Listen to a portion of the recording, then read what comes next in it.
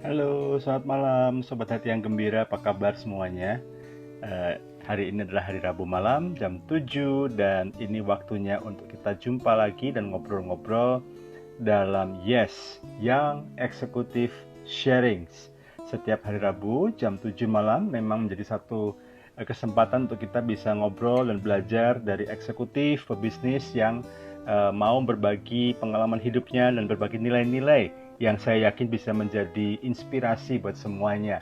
Nah teman-teman, Sobat Hati yang Gembira, masih ingat beberapa waktu yang lalu saya ngobrol dengan Bro Yoswayan, seorang pengusaha masih muda, masih berjiwa muda, masih semangat sekali bagaimana meniti bisnisnya dari hobi, kemudian dari bahkan sempat dalam pelayanan juga, dan kemudian hobi ini yang kemudian membawa Bro Yoswayan untuk menggeluti sebuah bisnis yang sampai hari ini masih dengan penuh semangat ditekuni. Nah, Sobat Hati yang Gembira, saya kira bukan hal yang mudah ya, apalagi mengelola sebuah bisnis di masa-masa sulit seperti saat-saat ini. Tapi malam hari ini kita akan lanjutkan lagi obrolan kita dengan Bro Yoswayan. Nah, Yes, shalom. malam. Wah, Shalom, shalom, apa shalom. kabar? Kabarnya Iya, iya. selalu baik, luar biasa. Apa kabar Bro Himawan? Sehat semua? Wah, sehat, sehat lahir dan batin. Puji Sekarang, Tuhan. ya, sekarang memang di masa-masa ini kalau jawab mesti gitu, sehat lahir dan batin gitu katanya. Yes, karena itu mesti Nah, komplimen, komplit semua ya mesti ya. komplit ya, satu paket hemat ya. Nah, Bro Joshua, terima kasih Ya, nih ya, mau ngobrol-ngobrol lagi, berbagi ya, pengalaman dan bisa menjadi inspirasi buat Sobat Hati yang Gembira. Nah, bagi Sobat ya, Hati yang Gembira yang mungkin baru hari ini sempat nonton ya, beberapa waktu yang lalu, Bro Joshua yang sudah ngobrol-ngobrol dengan saya, Anda bisa saksikan rekamannya di IGTV @Hati yang Gembira, Hati yang Gembira, atau ya, juga di YouTube channel daripada Family First Indonesia. Nah, Bro Yuswayan itu seorang pengusaha yang mengambil satu usaha yang sangat-sangat spesifik ya, bergerak di bidang sound system, ya. dan ini sudah wah luar biasa lah. Saya perhatiin sebelum pandemi kemarin ya, sebentar ada di sini, sebentar ada di sana, sebentar tiba-tiba jadi si bolang gitu ya. Sebentar main salju, sebentar lagi nyeruput kopi di mana gitu ya. Tapi saya satu hal yang kita semua masih ingat gitu ya, bagaimana Bro Yosua ini cerita sama kita semuanya dari hal-hal kecil ya, semua hal-hal besar Ya, selalu diawali dari langkah-langkah kecil. Itu kenapa kita setuju. berikan judul topik kita, ngobrolan kita malam hari ini adalah Small Steps to Greatness, jilid kedua, Ya, alias langkah-langkah kecil menuju hal-hal yang besar. Bro Yosua, amen. ini selama Ya, selama masa pandemi ini apa saja aktivitasnya nih? wah kalau lihat secara sisi positifnya sebetulnya justru punya waktu lebih banyak untuk mulai jadi recharge ke diri sendiri ya. Karena saya percaya kalau Tuhan izinkan sesuatu terjadi pasti ada sisi-sisi positif, ada hal-hal yang lain yang Tuhan mau kita kita diubahkan gitu ya. Jadi ya saya belajar selalu ngelihat sisi positifnya, ada banyak waktu Ya, lebih lega. Jadi ya. biasanya dulu kejar-kejaran meeting pagi ke kantor mesti ini, sekarang jauh lebih lega, bisa exercise, bisa olahraga di rumah. Setiap hari masih bisa, sekarang puji Tuhan masih kuat terus lari pagi, lalu Oh iya, pulang iya, iya. basket, bahkan sampai biasanya basket di lapangan komplek karena sudah dilarang supaya menghindari kerumunan orang, Oh, anak-anak pada ikut, bikin ya, lapangan ya. basket sendiri di rumah, bikin ring supaya bisa Wih, olahraga. Jadi wow. pokoknya bagaimana kita mengisi dan memaksimalkan semua potensi yang ada ya, pokoknya ada space kecil void, udah pasang ring basket saja, yang penting bisa olahraga. Waduh, itu tidak menimbulkan kehebohan sendiri di rumah itu ya? Nah itu dia, itu serunya itu. Jadi sekarang Iya, iya. pulang kantor ini kalau nggak ada live IG gini, biasanya ya habis makan agak turun dikit, stretching, bisa basket sebentar, keringetan, Oh, baru mandi istirahat gitu. Ya puji oh, Tuhan, terlalu banyak waktu juga, lebih banyak sama istri, kemudian secara di rumah gitu ya, biasanya karena istri juga sibuk bekerja. Di kantor juga load-nya karena project juga lumayan lagi rada slow karena pandemik, beberapa di delay, ditunda, ada juga yang cancel bahkan. Jadi kami punya banyak waktu untuk bisa mingle sama anak-anak, ngobrol, lihat apa yang bisa kita kerjakan ke depan gitu. Wah, mantap. Jadi ini yang saya suka dari Bro Yoswayan ini ya. Bahwa bagaimanapun situasinya itu tidak pernah kendor sedikit pun. Seolah-olah itu sudah ada tato di jantungnya gitu ya. Jangan style kendor gitu. Jangan kasih kendor. Jangan kasih kendor, gas terus pokoknya. Gas terus pokoknya. Bro Yosua, tadi cerita ya, tidak hanya Bro Yosua tapi juga istri juga yang terkasih. Bagaimana slowing down semua saat ini. Sebelum masa pandemi ini, apakah pernah nggak sih ngalamin kelesuan dalam bisnis seperti saat ini? Wah ya tentunya saya juga pernah melalui dulu ketika kebetulan banyak prinsipal dan juga ada company juga yang kita kelola di Singapura. Kalau masih ingat zaman SARS dulu, kita kebetulan sudah ada di industri yang sama, kita bekerja itu cukup berasa juga karena kebetulan shipping, lalu mitra kita, partner kita, company kita juga ada di Singapura, itu berasa sekali. Tapi sekali lagi, apapun yang Tuhan izinkan terjadi, nggak enak memang, pahit memang mungkin, tapi tentunya kebahagiaan kita jangan sampai dipengaruhi oleh sesuatu yang dari luar ya, karena sebaiknya inside out, bagaimana kita mengisi apa yang di pikiran kita, hati kita.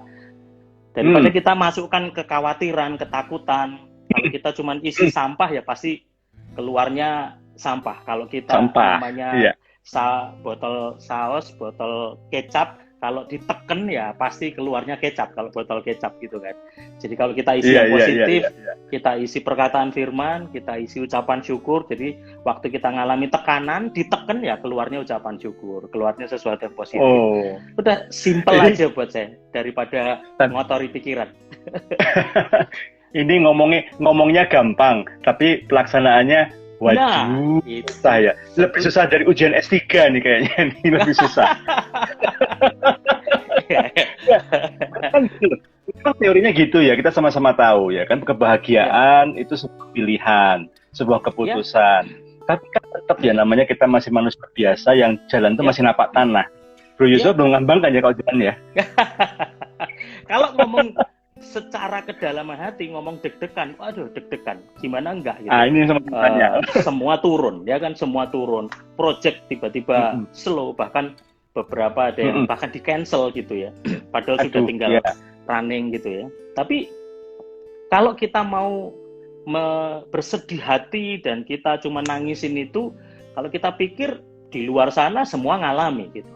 Yang lebih parah dari kita banyak gitu.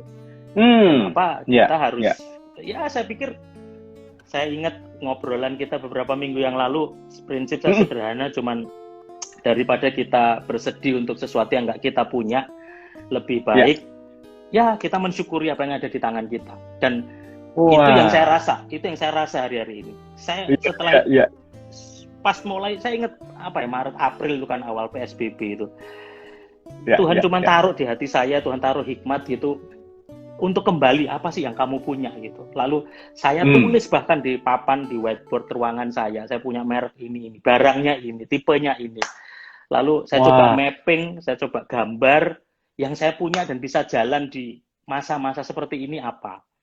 Jadi dan ternyata betul gitu, ketika saya nggak pernah nyangka salah satu produk kita yang recording, microphone studio, interface itu puji Tuhan sangat booming sekali hari-hari ini, bahkan pabrik nggak bisa supply, prinsipal nggak bisa supply kebutuhan kita masuk ratusan bahkan ribuan habis, permintaannya cukup tinggi, dengan harga yang cukup bagus. Jadi ya bersyukur, sekalipun kalau di total angkanya secara value mungkin nggak seberapa dibanding proyek-proyek yang selama ini kita kerjakan, tetapi at least itu sudah lebih dari cukup untuk buat saya bersyukur bersama teman-teman di kantor. Ini harus kita syukuri. Iya. justru di saat yang lain sedang bergumul, mungkin bahkan gulung koming, ada yang sampai harus tutup, tapi Tuhan tetap pelihara ya. Waduh, luar biasa. Setuju. Luar biasa. Jadi tadi saya tertarik tadi dengan statementnya gitu ya, langsung tulis di papan apa yang kamu punya, langsung di list, langsung bongkar gudang, lihat nemu apa di situ, mungkin merek-merek yang selama ini mungkin kalau saya bayangkan Bro Yosua ya, ini kemarin saya ngambil ini kenapa ya? Mungkin ketemu barang-barang kayak gitu ya. Itu betul bro, itu betul banget bro. Saya sampai kadang geleng, kenapa saya bisa punya stok ini banyak sekali ya? Jujur ini kesaksian nyata. Satu produk yang mungkin Bro Him sering ngikuti. Kalau saya sedikit lebay, saya nyanyi sendiri, karaoke memuji Tuhan. Itu dengan produk mikrofon yang saya ingat betul 2 tahun yang lalu itu barang sudah masuk ratusan unit barangnya. Dan saya baru aware, loh kok kenapa stoknya masih banyak sekali ya? Tapi justru di tengah pandemi, di tengah sesuatu yang sulit, saya bisa keuntungan semua deh. Saya bisa nyanyi menyembah Tuhan, saya bisa recording dengan pujian-pujian saya merekam itu, saya membagi berkat kepada orang lain melalui sosial media saya, dan puji Tuhan responnya bagus, banyak diberkati, bahkan ada yang japri sendiri, tolong dikirimin dong kalau ada pujian lagi, itu membantu saya menyembah di rumah, dari luar kota, bahkan dari luar negeri. Dan yang lain itu jadi marketing, ternyata barang itu laku ludes sampai hari ini, sampai kota Surabaya. Itu pelajaran berharga yang ternyata Tuhan itu kasih sesuatu di tangan kita, tapi seringkali kita tuh ngelihat gini kan, sesuatu itu lebih indah ketika belum kita punya, gitu ya. Kita pikir kayak begitu. Wah, dulu pengen itu indah, dulu pengen. Kalau kita sudah punya, kadang kita melupakan itu loh. Dan itu saya belajar betul. Waktu saya mapping, saya gambar, saya tulis stoknya, barangnya saya punya apa, dan ternyata puji Tuhan itu jadi bread and butter kita di tengah pandemi yang banyak orang mengeluh kesulitan gitu. Iya, tiba-tiba itu menjadi minyak satu buli-buli ya, ternyata ketika diisikan ke tempayan nggak habis-habis. Nggak habis-habis. Saya menarik ini Bro Yosua, karena saya juga browsing kan ya, browsing juga dengan produk-produk yang lain. Ini saya tertarik nih, karena gini loh, biasanya kan orang dagang itu kan cari yang kualitas bagus ya pasti, tapi sudah pasti yang harganya nggak usah terlalu tinggi, ya kan? Main yang di kelas-kelas ya begitu, supaya supaya jalan lah jadinya ya, fast moving istilahnya gitu ya. Tapi saya Bro Yosua ini memang sengaja fokus ke brand-brand yang rata-rata dari Eropa ya, kalau saya perhatiin ya. Puji Tuhan ya, ada beberapa Eropa, Jepang. Kualitasnya bagus, tapi harganya itu nggak bisa harga yang kacang. Jadi harganya kalaupun kacang pun juga kacang mete yang digoreng pakai ditaruh di toplesnya dari Iya.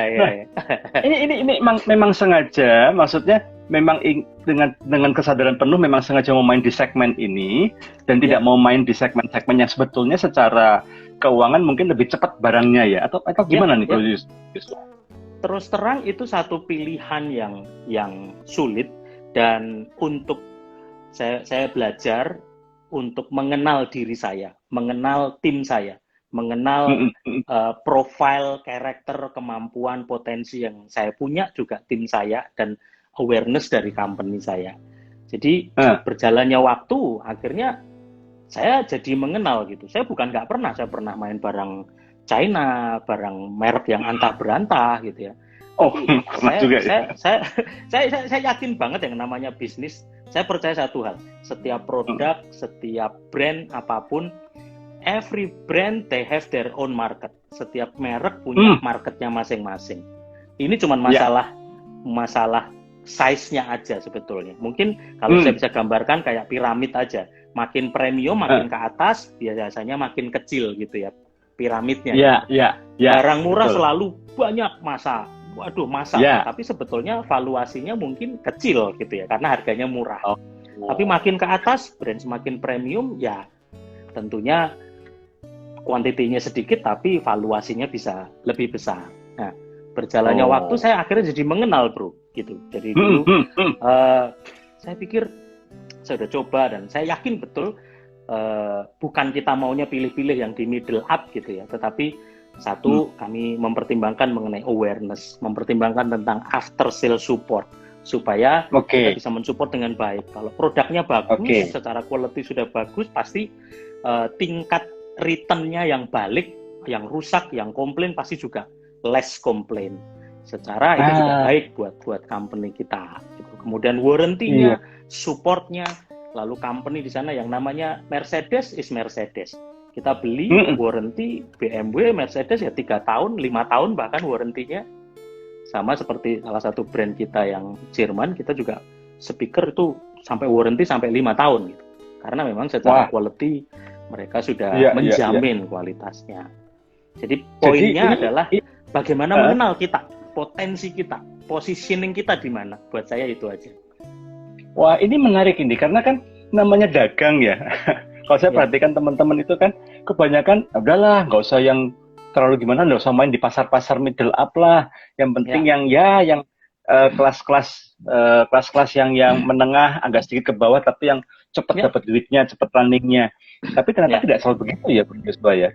Bahwa pasti kita akan juga ketemu ada memang orang-orang suka barang-barang seperti itu, tapi juga ada orang-orang yang suka kualitas gitu ya. Dan mungkin bukan cuma kualitas tapi prestis ya, karena ketika dia bisa menggunakan barang itu ada satu rasa kepuasan psikologis ya, bahwa saya itu bisa menggunakan barang bermerek. Wow. Kemudian belum lagi ketika ketemu teman-temannya, wah kamu bisa pakai barang ini ya, luar biasa. Dan karena Bro Yosua sengaja menempatkan posisi di situ, saya melihat benang merahnya ini, karena memang Bro Yosua kan dari beberapa waktu yang lalu ketika kita ngobrol-ngobrol ya, saya melihat Bro Yosua ini tipe orang yang memang satu jaga relasi jangka panjang dan nggak cuma sekedar hit and run. Kalau dagang-dagang yang merek-merek ganteng itu kan hit and run ya, jual rusak karapmu gitu. Tapi kalau Bro Yosua saya kan memang long term player, maksudnya main jangka panjang gitu, sehingga ini membangun kesan yang baik juga dari para pelanggan dan sekaligus dari mulut ke mulut juga nyebar gitu ya. Jadi luar biasa nih Bro Yosua. Dan khususnya di industri saya, Bro Himawan, kalau saya boleh tambahkan, karena speaker system, sound system gitu. Kenapa saya menempatkan positioning di situ? Prinsip yang pertama saya yakin banget gini, bukan berarti yang barang murah itu ecek koneng kita nggak touch, enggak. Saya percaya berkat Tuhan nggak akan ketukar. Itu prinsip yang selalu saya pegang. Saya mau dimanapun, mau di premium, mau di middle, mau di low, kalau kuncinya when we did our best, kita melakukan yang terbaik, pastilah berkat Tuhan nggak akan ketukar. Ada jatahnya sendiri-sendiri, pasti diberkati. Wah. Tapi specifically bagus. Di industri saya, karena audio, kenapa saya contohnya satu brand yang boleh kalau saya sebut mungkin DNB gitu ya, itu jadi riders kebetulan. Jadi riders dari international artist, di mana mau Bon Jovi, Madonna, waktu itu juga Beyonce datang ke sini, lalu J.Lo datang ke sini. Itu mereka sudah punya riders gitu, Bro. Jadi kemanapun mereka manggung, kemanapun mereka tour international show, mereka request dengan itu. Dan itu sangat membantu sekali dalam meningkatkan awareness kami. Jujur ngomong, saya memulai perusahaan 2007, 2008, kecil, nggak punya modal, kantor nebeng, cuma satu ruangan doang gitu. Tapi saya ingat betul ketika saya bisa handle satu brand premium ini, akhirnya awareness saya pribadi, personal awareness, company awareness juga ikut keangkat. Karena kalau Bro Him mau beli Mercedes, mau beli dimanapun ya tetap aja Mercedes gitu yang orang ngelihatnya gitu. Iya. Gitu. Betul. Wah, ini strategi yang menarik ini ya, teman-teman sobat hati yang gembira ya. Bagaimana memang saya yakin Bro Yosua Yan ketika memutuskan untuk mengambil brand yang satu ini yang disebutkan tadi, bukan cap cip-cup, bukan menunggu wangsit dari ilahi, bukan. Tapi memang sudah ada di studi dulu, dicek dulu gitu, dan ternyata memang karena sudah menjadi rider daripada selebriti kenamaan, dan mereka ini memang tadi beberapa nama disebut tadi gitu ya, itu termasuk selebriti yang agak-agak mungkin kalau dibilang high demand nggak juga, tapi memang mereka punya standar lah ya, mereka punya standar. Soalnya harus pakai yang ini, sehingga nggak mau akhirnya jadi keangkat ya Bro Yosua dan juga company-nya. Setuju. Eh, jadi belum tentu brand yang mahal, belum tentu brand yang istimewa atau brand yang high end itu mempersulit kita. Tapi balik Ya, lagi tergantung dari strategi kita masing-masing ya, Bro Yuswa ya. setuju. Setuju. Saya menarik. Ya, Kalau tadi saya tangkap ya, nggak peduli kita mau jual mau yang high end, mau yang medium atau ya, mau yang low.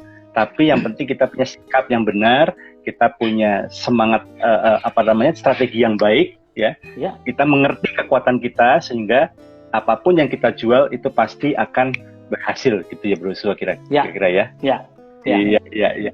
Nah, ini saya perhatikan di konser-konser besar ya, di acara-acara besar, ya. di stasiun-stasiun TV kenamaan ini, gitu ya. Wah, saya lihat Bro Yosua ini sebagai salah satu pemilik dan pemimpin perusahaan ini ikut turun.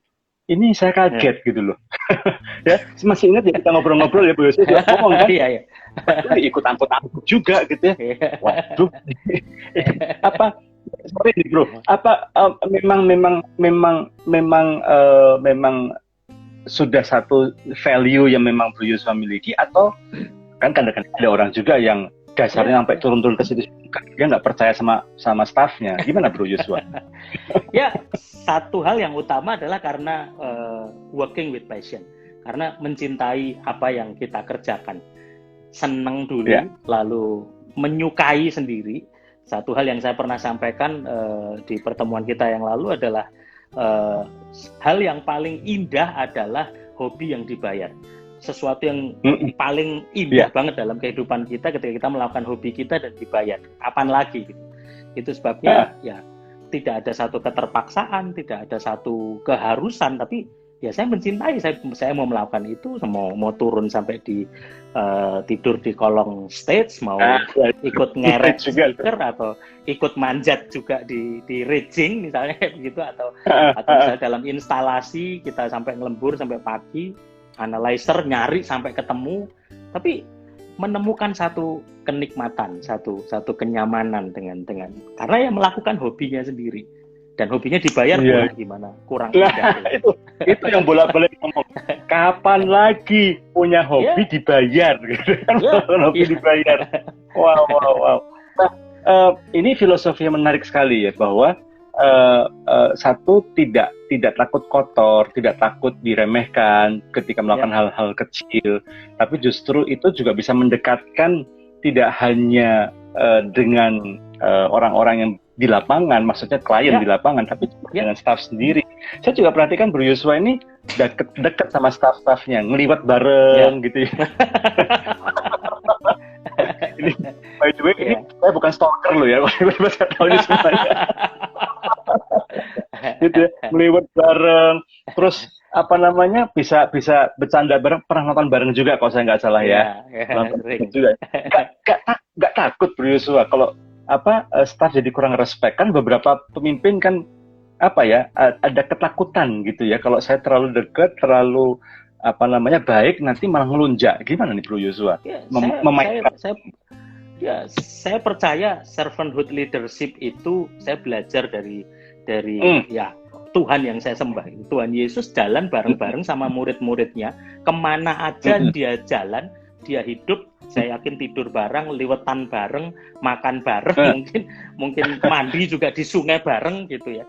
Tapi justru menurut saya kepemimpinan seperti itu yang kita jadi pribadi yang terbuka sama teman-teman, dan saya selalu memposisikan anak buah saya, teman-teman di kantor sebagai mitra, sebagai aset, sebagai resources yang jadi mereka bukan orang yang kita pekerjakan, kita komando, cuma disuruh gitu. Buat saya kepemimpinan adalah ya yang terbesar di antaramu adalah yang melayani. Bagaimana kita bisa saya nggak pernah ngunci ruangan saya, at any time anak-anak bisa ketok, bisa ngobrol, bisa nggak hanya cuma masalah pekerjaan. Kalau nggak ngobrol kayak gini, saya biasanya pulang sampai ya jam 7, jam 8 di kantor, kadang malam ngobrol sama anak-anak. Kemarin beberapa waktu yang lalu ada yang putus pacar, ngobrol dan minta didoain. Jadi bagaimana kita bisa membangun sesuatu hubungan dan kita bisa membapai. Karena beda ya kalau karyawan, anak buah gitu, kita kita anggap sebagai mitra, dibapai, dielus, tapi juga ada waktunya juga dicambuk untuk kita mengejar target-target yang profesional yang harus kita kerjakan. Buat saya keseimbangan ini penting. Jadi kuncinya buat saya adalah balance dalam membangun sebuah hubungan. Ya. Saya tertarik ini karena beberapa teman itu punya pengalaman yang kurang baik ya, mencoba untuk berbuat baik, turun ke bawah gitu ya. Ujung-ujungnya ada yang lonjak, ada yang kurang ajar, ada yang jadi malas-malasan karena merasa sama bos ini, bos gampang lah sesohipan kok, kita sering makan bareng. Pertanyaannya saya tertarik untuk ingin tahu. Ya kadang-kadang memang harus ada batas-batas tertentu di mana. Tapi sebetulnya gestur kita, sikap kita, ekspresi kita, sebetulnya itu kita bisa delivery kok. Kalau kita ngayomi mereka tahu. Sama kayak Bro Him sama Ci Ervin, mungkin ada tamu nggak usah pakai ngomong apa-apa juga, itu udah tahu, oh keluar kopi ini kalau nya 2 kali.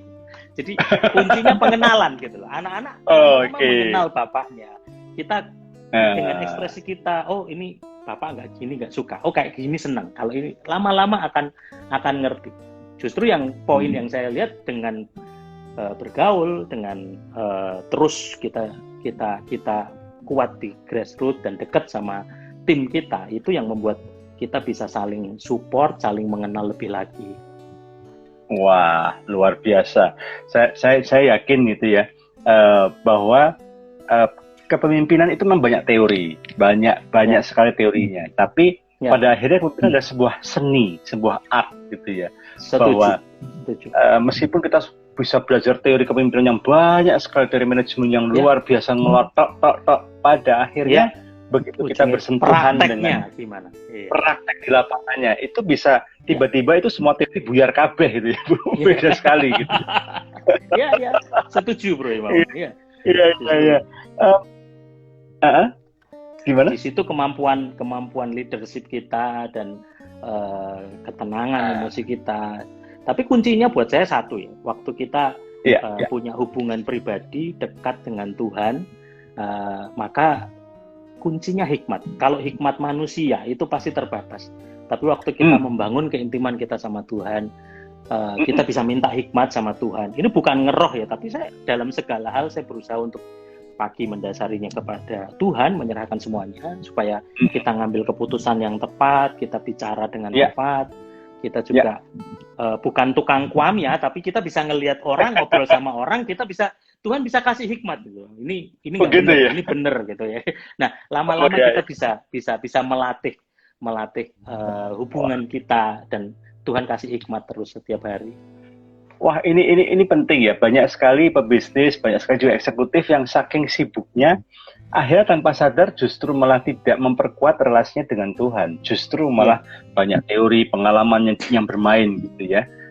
Belum lagi emosi yang bermain. Sehingga acap kali ini justru membuat mereka mengambil keputusan-keputusan yang salah gitu. Padahal keputusan-keputusan yang salah itu sebetulnya bisa dihindari kalau itu tadi yang Bro Yosua katakan, hikmat, dan hikmat itu cuma bisa datangnya dari Tuhan gitu ya. Wah, nggak ada cara lain gitu. Nah, di IG yang lalu, di IG Live yang lalu, Bro Yosua ada ngaku nih pernah punya pengalaman pahit gitu ya, minum kopinya kepahitan, lebih pahit dari kamu gitu ya. Bukan sekali, beberapa kali gitu ya. Nah, bisa nggak share gitu ya, apa pelajaran yang sangat berharga dari kasus-kasus ketika Bro Yosua kena ditipu atau dibohongin oleh customer? Ya saya yakin semua pasti pernah ngalami ya, nggak cuma di bisnis, even di pelayanan kita di gereja atau ketemu dengan orang, pasti ada naik turunnya, pasti ada ketemu masalah, pasti juga ada kita mungkin ditipu orang, atau mungkin kita dibohongin orang. Tetapi saya percaya masalah Tuhan izinkan terjadi ya supaya kita bisa naik ke level yang lebih tinggi. Ketika mengalami seperti itu, saya cuma belajar gini, aduh, Tuhan mau kasih pelajaran apa ini dari ini? Karena biasanya ketika kita ngalami itu, ibaratnya kalau kita, aduh Tuhan, kok Tuhan izinkan ini terjadi ya? Mungkin Tuhan jawabnya cuma gampang lah, dulu kau enggak tanya kali sama aku. Itu hikmatmu sendiri, itu pikiranmu sendiri kali gitu. Nah kadang kadang kita ngebalance itunya loh Bro Himawan gitu. Feeling kita Iya, kalau iya. udah ngelihat tender pagu anggarannya gede sekian M sekian ini gitu ya kayaknya waduh Ngiler itu udah langsung. ngiler gitu ya ngiler. Tapi kadang saya percaya satu hal gini ya, kalau setan iblis nggak bisa ngejatuhin kita, kadang dia ngangkat kita gitu. Loh, iya kan? Oh, Kita pikir ini dari Tuhan, wah ini berkat ini, wah ini kangtau ini. Tapi ya kalau iblis nggak bisa ngejatuhin kita ya dia akan ngangkat kita. Kalau iblis buat nggak kita bisa bikin, iya, kalau iblis nggak bisa bikin kita jahat, satu kali iblis akan jadikan kita merasa paling benar dalam segala hal. Nah, keseimbangan itu loh yang kita kadang butuh hikmat Tuhan. Kita, aduh, we are nothing tanpa penyertaan Tuhan, tanpa tuntunan. Ya makanya saya salut ya, jago kalau ada orang merasa bisa jalan sendiri dengan kekuatannya. Tapi saya kok yakin nih satu hal, it's a matter of time. Apapun yang tanpa mengandalkan Tuhan dalam kehidupan kita itu cuma masalah waktu aja. Iya. Pasti Tapi Bro Yosua, saya juga ingin cari tahu nih, sempat trauma nggak? Sempat mau berhenti nggak? Ayo jujur, ayo. Waduh. Kalau sempet pasti muncul, aduh capek ya gue ya, aduh gitu ya. Tapi tiap kali itu muncul satu hal deh, misalnya contoh ngadepi pandemi ini. Hal yang paling gampang kalau tanya pengusaha, teman-teman pengusaha yang lain, ya udahlah PHK dulu aja lah. Ya udahlah kurangin orang deh. Omset lu turun kok. Kamu 60%, 70% turun. Hal yang paling mudah ya kurangin orang, pecat orang, PHK orang. Tapi itu alasan yang masuk akal ya, sebetulnya ya. Masuk akal. Kalau ngomong jujur, Bro Himawan tanya, sempet nggak? Sempet kepikir. Kenapa? Itu paling gampang, cut cost paling gampang gitu. Dan itu legal banget. Maksudnya faktanya, datanya ada, perusahaan lain juga melakukan itu, gitu, fine-fine aja. Gitu. Ya tapi tiap kali kita mau ngelangkah itu, saya selalu ingat, ya kalau buat saya, istri, keluarga, kita masih bisa mencukupkan. Saving kita mungkin ngelewatin masa-masa sulit ini kita cukup. Tapi tiap kali saya ingat gimana keluarga karyawan saya, bagaimana keluarga-keluarga mereka, bagaimana anak-anaknya sekolah. Itu menjadi satu semangat yang baru, jadi spirit yang baru untuk, jangan sampai kita ngurangin orang. Bagaimana kita kumpulkan, kita beri pengertian, ayo supaya kita struggle sama-sama.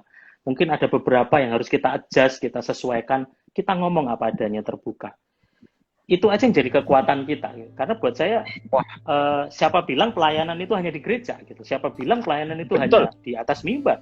Karena ya di kantor pekerjaan kita itu medan pelayanan kita, itu penggembalaan kita. Itu nilai-nilai yang saya coba bangun dalam hidup saya. Wah, ini saya bisa membayangkan ini ya, teman-teman Sobat Hati yang Gembira mendengarkan talk show kita, dan mungkin nanti yang nonton di IGTV atau di YouTube juga, pasti tiba-tiba langsung cari, siapa tahu butuh karyawan, pengen jadi karyawannya Bro Yosua. Karena tidak banyak pemimpin yang sampai memikirkan segitu jauhnya gitu ya. Saya sih sekeluarga oke. Tapi ini karyawan saya, apalagi barusan dengar gitu ya, mungkin ada yang anaknya baru masuk sekolah, mungkin ada yang begini, ada yang begitu. Waduh, itu luar biasa. Nah, ini pertanyaan saya, makanya kalau ngobrol sama Bro Yosua itu nggak kerasa, tahu-tahu udah hampir habis aja waktunya. udah ya, cepet banget udah. Setengah jam cepet banget. Itu belum cepat gitu ya. Ini pertanyaan terakhir, tapi buat sesi ini, maksudnya nanti satu kesempatan lain lagi kita bisa ngobrol-ngobrol lagi, ya. Nah, ini kan Bro Yosua ini rajin olahraga gitu ya, dan rajin olahraga, tapi di sisi yang lain juga yang kalau makan itu kayaknya kok nggak ada pantangan kayaknya gitu ya. Yo ada. Kita berdua ini punya hobi yang sama, suka yang harum-harum ya Bro Yosua. Nah. Ada kiat-kiat khusus nggak, Bro? Karena saya yakin ya, ini satu hukum yang umum ya. Kita mau memimpin dengan baik, kita mau berhasil dalam bisnis, tetap bagaimanapun juga jaga kondisi fisik, jaga kebugaran tubuh, jaga kesehatan mental. Ini gimana nih, Bro Yosua? Saya tuh inget banget, dan saya bersyukur sekali sama gembala saya, Pak Dr. Yanto gitu ya. Saya bergereja, saya di bawah penggembalaan beliau dulu. Habis khotbah saya langsung dibacain pernah. badannya keberatan ya. Ini sudah overweight gitu. Wah, sempet istri saya aja sempet aduh sakit hati, aduh suamiku habis khotbah bukan dirangkum khotbahnya tapi malah dikatain berat badannya gitu. Tapi saya ingat betul, itu saya bersyukur banget punya gembala seperti itu. Karena beliau dokter gitu ya, menegur, membangkitkan, dan itu jadi semangat sekali buat saya. Saya ingat betul tuh, waktu itu saya sekitar hampir 90 tuh, 88 gitu ya. Oh iya. Dalam waktu itu valid itu. Valid, maksudnya valid. Dalam waktu 3 bulan itu karena teguran yang langsung disampaikan dengan kasih dari Bapak Gembala, saya sampai langsung wah, olahraga, jaga betul-betul. Dan saya membangun diri saya rubah mindset saya. Bagaimana saya mau memimpin keluarga, bagaimana saya mau memimpin perusahaan, memimpin orang-orang yang di bawah saya. Kalau saya tidak bisa memimpin mulut saya, tidak bisa memimpin tubuh saya, tidak bisa mengendalikan pikiran saya, wah itu saya rubah mindset saya betul-betul. 3 bulan saya turun kalau nggak salah hampir 12-13 kilo. Saya kejar bulan. Sekarang saya pertahankan betul-betul. Prinsipnya sederhana buat itu saya mau memimpin pikiran saya, memimpin mulut saya, memimpin. Yang penting seimbang, bukan nggak boleh. Tapi yang penting habis makan banyak pagi, ayo bayar harga. Olahraga, entah di treadmill, entah keluar gitu ya, atau basket, atau renang, atau apapun gitu. Jadi kuncinya sekali lagi keseimbangan. Bagaimana memimpin diri kita sebelum memimpin orang lain. Nah, ini punchline-nya ini. Bagaimana kita bisa memimpin orang lain kalau kita tidak bisa memimpin diri kita sendiri. Memimpin tidak hanya bicara soal disiplin dalam hal bangun pagi, ibadah, tapi juga termasuk dalam apa yang kita punya, apa yang kita izinkan untuk masuk dalam tubuh kita, dan juga keseimbangan juga dalam olahraga. Kalau kita bisa menjadi pemimpin dalam hal-hal seperti ini, maka kita tidak perlu banyak sampai urat leher kelihatan, otomatis orang juga akan mau kita gitu ya, Bro Yosua ya. Apa aja juga orang akan yes Pak, oke Pak, siap gitu. Siap. Kita sudah menunjukkan kita bisa memimpin diri kita sendiri. Bro Yosua, terima kasih banget nih Bro Yosua. Saya pokoknya kalau ngobrol sama Bro Yosua ini nggak ada habis-habisnya. Bablas. Tapi kita harus menghormati waktu daripada sobat hati yang gembira. Terima kasih buat teman-teman yang menonton pada malam hari ini. Saya yakin dan kami berharap apa yang kami obrolkan ini santai gitu ya, dan sepertinya meskipun kesan ngalor ngidul tapi ada banyak sekali value-value yang saya berdoa bisa menjadi inspirasi dan memotivasi setiap pendengar dan juga penonton daripada Hati yang Gembira. Terima kasih sekali lagi Bro Yosua gitu ya. Terima kasih buat semuanya. Saya sudah janji setelah online ketemunya offline, pasti harus kudu. Anytime. Salam buat semuanya yang sempat join. Terima kasih. Mohon maaf kalau ada kata-kata yang saya masih belajar. Kita berdua semuanya ngobrol santai karena kita pembelajar bersama-sama. Kita masih jauh dari apa yang Tuhan mau, karena saya yakin jauh ke depan banyak proses yang harus kita lewati. Kita masih nggak ada apa-apanya, tapi saya percaya kita bisa maju terus. Amin. Terus Bro Yosua, sampai ketemu lain waktu. Tuhan memberkati. Tuhan berkati. God bless. Thank you sekali buat waktunya. God bless.